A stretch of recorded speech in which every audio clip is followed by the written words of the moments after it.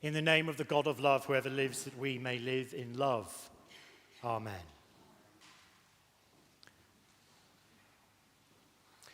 Friends, I don't think my problem is that I drink too much, although Caroline, who is regularly cleaning my office, might disagree at the number of gin and tonics that she tidies up after me, but there you go.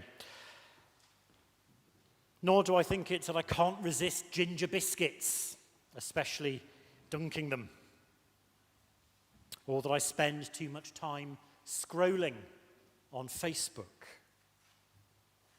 or that I spend far too much time bitching about people or avoiding people. I might say those two sets of people are more or less the same people. My problem is that all of these things create so much noise, they ensure that I can't listen to God. Now, being honest, I think for most of us, Ash Wednesday is a bit performative. We don't really observe Lent, as it was described at the start of our service. I mean, some of us give things up to get in shape, give up booze for a bit to prove we can, and if God really does exist, well, she's going to be really impressed with me, isn't she?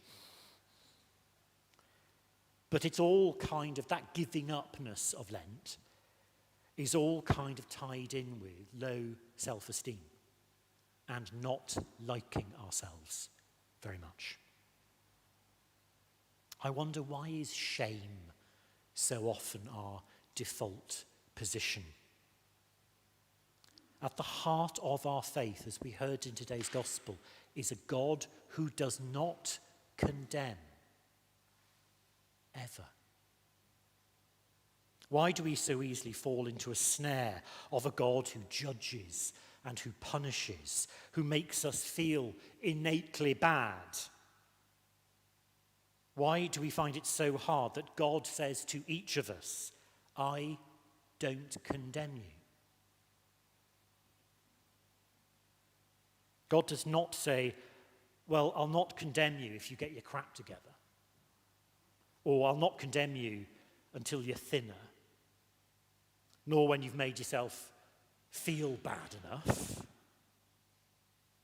But we always tend to focus on behaviour in Lent, the giving up part, instead of focusing on the enormity that we are not condemned, any of us.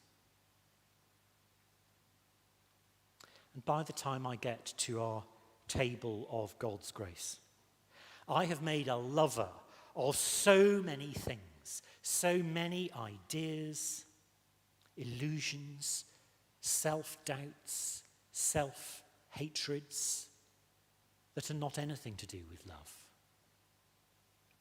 I've given myself so completely to them, I sometimes think there's not anything of me left for God to love. Now, on Sunday at our PCC, one of our natural theologians in the parish most eloquently and simply just said, it's about love. I will not go on, Stephen, to say what you said about the people that don't agree with us as we are in worship. But it is as simple as that. It's about love. And I think that starts with learning to love ourselves. Jesus doesn't utter a single word of condemnation to the woman caught in adultery.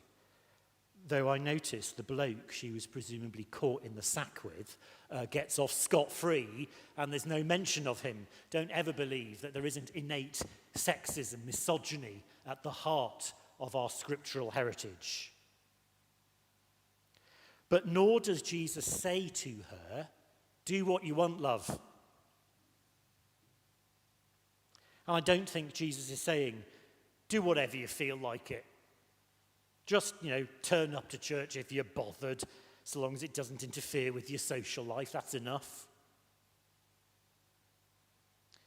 Jesus says to her, do not sin anymore.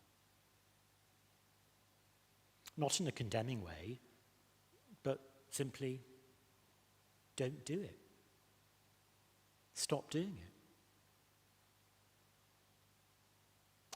Perhaps Jesus is saying to me, Julian, take a break from the booze, because it's not actually helping, and it is taking you away from me.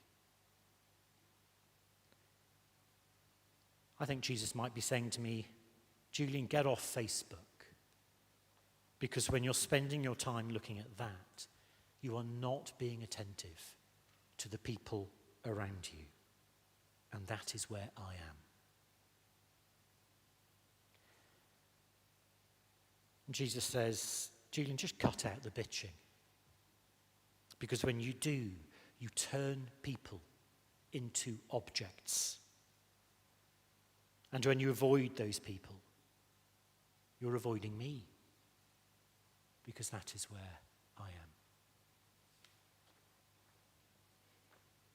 So, my friends, my question to you is, what is it in your life? What is it that you do which stops you listening to God? What do you do so you do not have to look into those eyes of love? Whether it's the any number of addictions with which we all anaesthetize ourselves, whether it be booze or fags or food or drugs, whether it's any kind of the addictions with which we turn people into objects, so we make ourselves the centre of our world.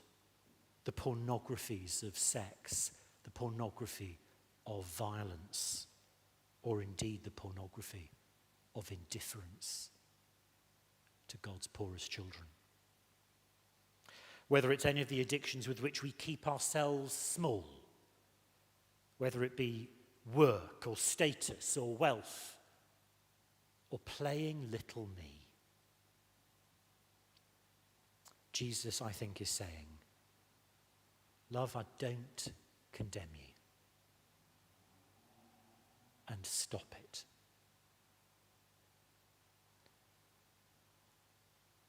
So I've got a challenge for you. Perhaps each day in Lent, every morning, when you're brushing your teeth, just look in the mirror. Look in the mirror. Look into the eyes of the person you see in the mirror and smile at them. And you can say, you're all right, you. You're all right, you, Tim. You're all right, you, Sandra. You're all right, you, Molly. Just look in the mirror and smile at yourself. Love yourself. That's all Ash Wednesday and Lent is. It is an opportunity to return to God and look upon ourselves with that love.